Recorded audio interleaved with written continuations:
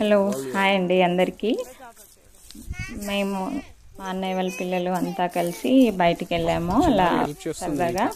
అక్కడే వంట చేసుకొని కట్టెల పొయ్యి మీద అక్కడే తినేసి వచ్చామండి. తిన్నాక అంతా ఏదో సరదాగా అలా చింతకాయలు తీసుకొని అక్కడంతా బాగుంటుందండి ఎన్విరాన్మెంట్. పక్కనే పంట పొలాలు అవి కూడా ఉంటాయి, మనకు వాటర్ కూడా ఉంటుంది.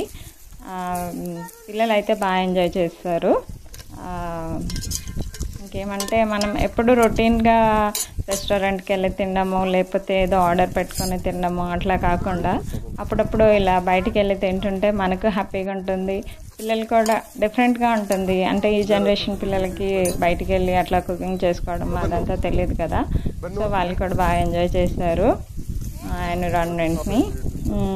నాకైతే అలా చాలా ఇష్టం అండి. సో మీలో ఎంతమందికి అలా ఇష్టమో కమెంట్ చేయండి. మేమైతే బాగా ఎంజాయ్ చేసాము. ఓకే అండి.